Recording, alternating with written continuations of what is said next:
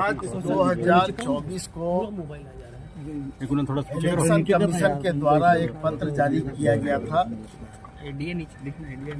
जो press note के रूप में जारी किया गया था, और उसमें बिल्कुल स्पष्ट रूप से ये लिखा गया था कि जन प्रतिनिधित्व अधिनियम 151 के धारा 123 के आधार पर अगर किसी भी राजनीतिक दल के द्वारा ऐसा कोई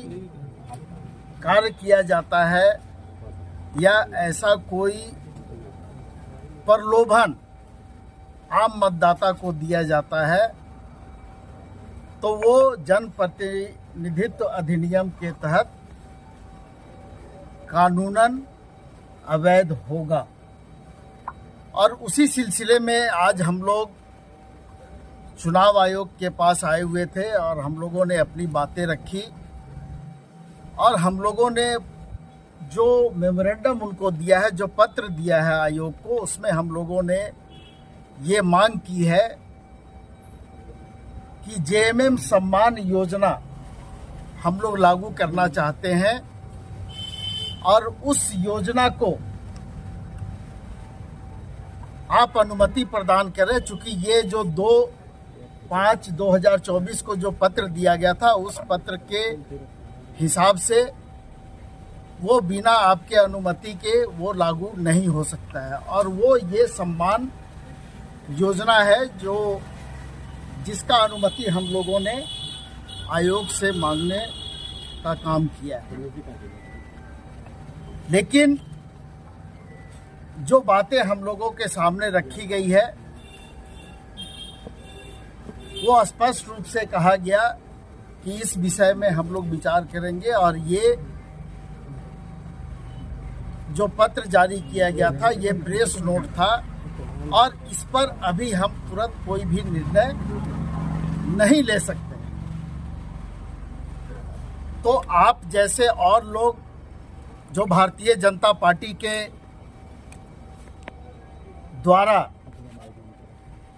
एक योजना चलाई जा रही है, गोगो दीदी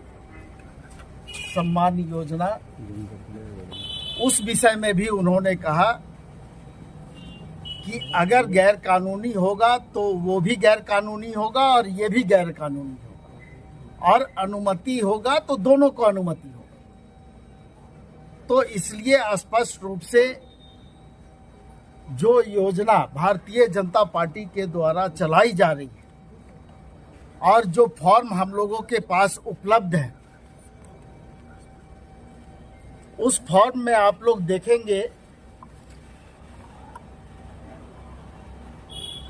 कि ना उसमें आधार कार्ड का कोई जिक्र किया गया है और ना अकाउंट नंबर का कोई जिक्र किया गया, और ये उनकी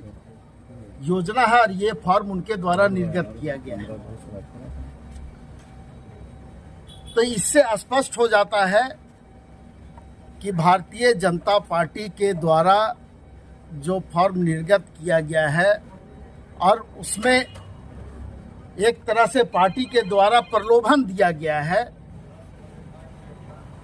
वो जन प्रतिनिधित्व अधिनियम के तहत हम लोगों के हिसाब से वो गैर कानूनी है, और लोगों को दिग्भ्रमित करने के लिए इस तरह का कार्यक्रम भारतीय जनता पार्टी के द्वारा चलाया जा रहा है। आम जनता, आम मतदाता को प्रभावित करने के ख्याल से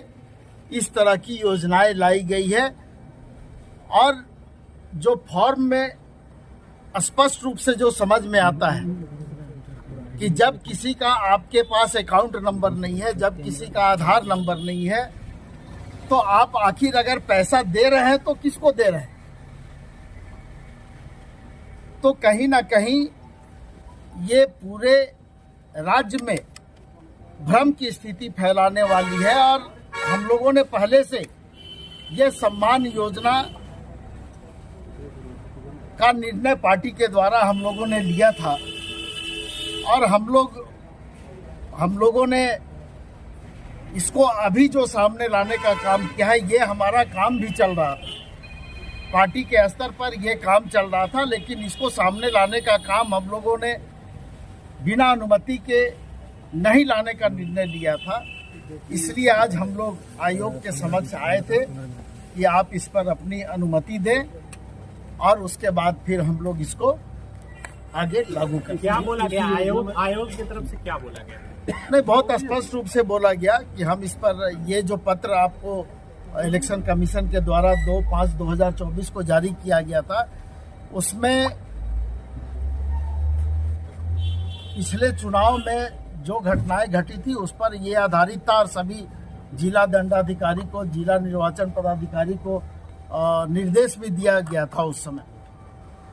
अब वो लोग अपने स्तर से इस पर कार्रवाई कर रहे हैं, लेकिन आयोग इस पर बहुत जल्द निर्णय लेगा और फिर आप लोगों को इस पर बताएंगे। क्या पैसा वापस मिल जाएगा? मैया सम्मान योजना जो है वो सरकार की योजना है, वो सरकार के द्वारा संचालित हो रही है, जिसमें 12,000 रुपया साल में, यानी 1,000 रुपया राज्य के प्रत्येक बहनों को जो प्रति माह उसमें देने का प्रावधान है और सरकार के द्वारा 52 लाख बहनों को इसका लाभ अभी मिल रहा है। और ये जो योजना आप लोगों के सामने हम लोग ला रहे हैं, वो हम लोगों ने पार्टी स्तर पर उसको करने का निर्णय लिया था और उसमें बिल्कुल स्पष्ट रूप से हम लोगों ने लिखा है कि उस 30,000 रुपया साल में